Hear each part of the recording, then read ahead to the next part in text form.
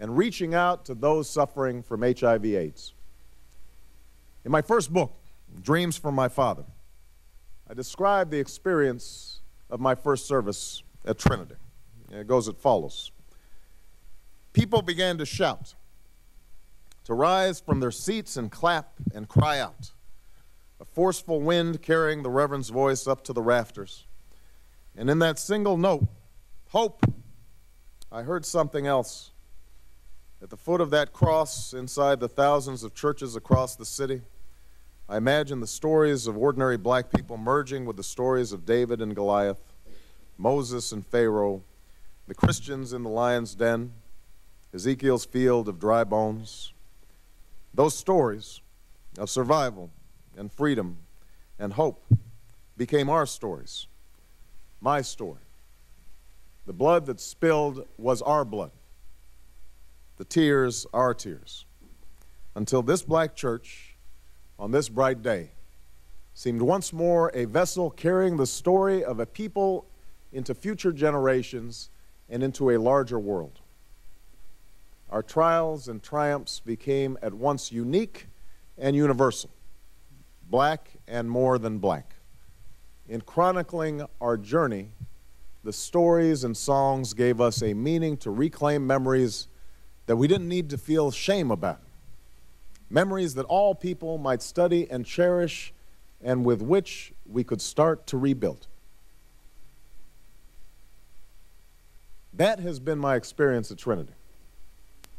Like other predominantly black churches across the country, Trinity embodies the black community in its entirety, the doctor and the welfare mom, the model student and the former gangbanger. Like other black churches, Trinity's services are full of raucous laughter and sometimes bawdy humor. They are full of dancing and clapping and screaming and shouting that may seem jarring to the untrained ear. The church contains in full the kindness and cruelty, the fierce intelligence and the shocking ignorance, the struggles and successes, the love, and yes, the bitterness and biases that make up the black experience in America. And this helps explain, perhaps, my relationship with Reverend Wright. As imperfect as he may be, he has been like family to me. He strengthened my faith, officiated my wedding, and baptized my children.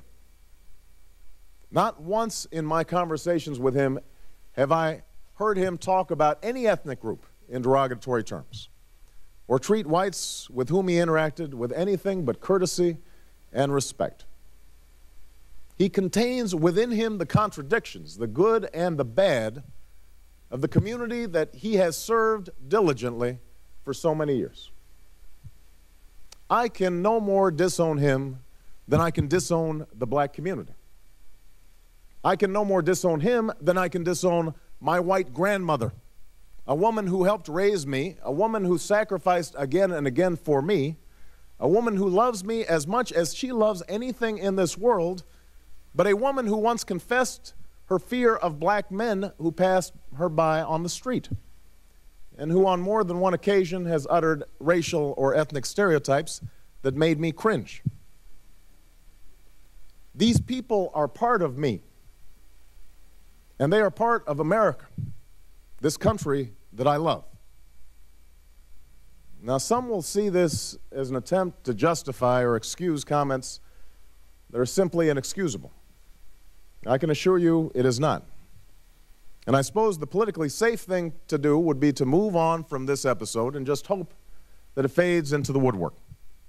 We can dismiss Reverend Wright as a crank or a demagogue, just as some have dismissed Geraldine Ferraro in the aftermath of her recent statements as harboring some deep-seated bias. But race is an issue that I believe this nation cannot afford to ignore right now.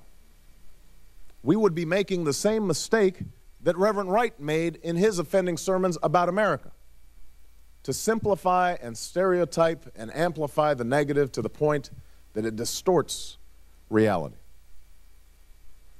The fact is that the comments that have been made and the issues that have surfaced over the last few weeks reflect the complexities of race in this country that we've never really worked through, a part of our union that we have not yet made perfect.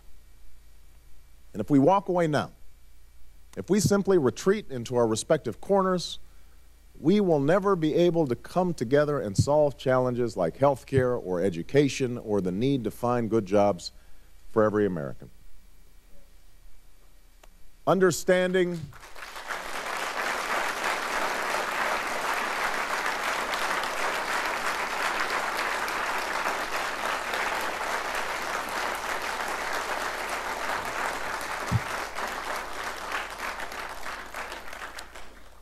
Understanding this reality requires a reminder of how we arrived at this point. As William Faulkner once wrote, the past isn't dead and buried. In fact, it isn't even past. We do not need to recite here the history of racial injustice in this country. But we do need to remind ourselves that so many of the disparities that exist between the African American community and the larger American community today can be traced directly to inequalities passed on from an earlier generation that suffered under the brutal legacy of slavery and Jim Crow. Segregated schools were and are inferior schools. We still haven't fixed them 50 years after Brown versus Board of Education.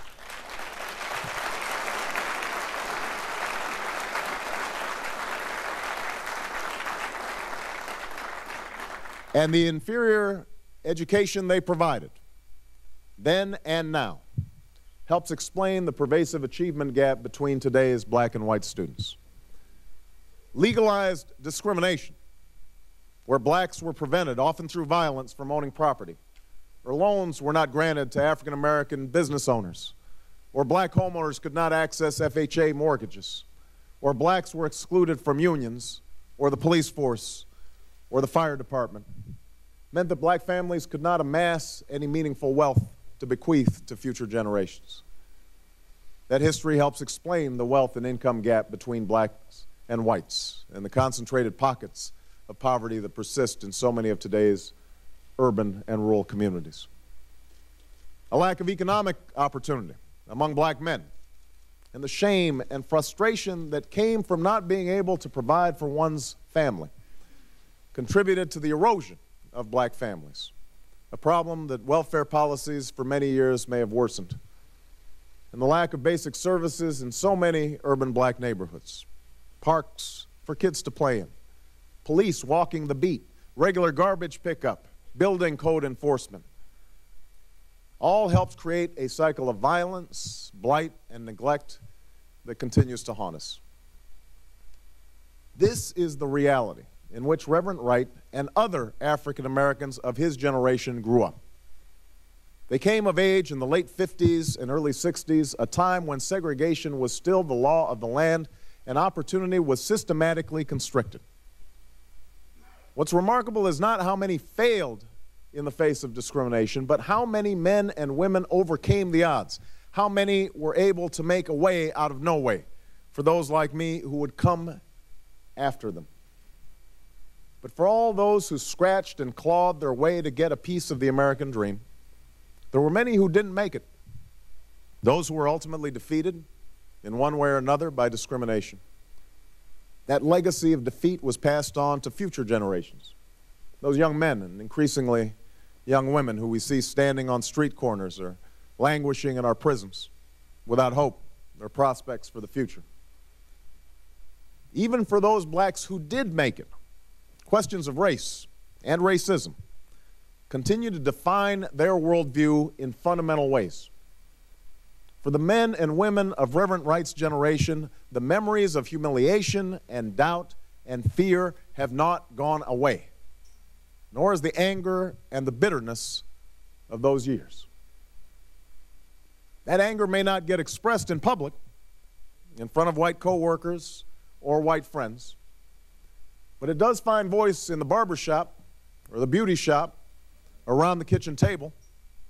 At times, that anger is exploited by politicians to gin up votes along racial lines.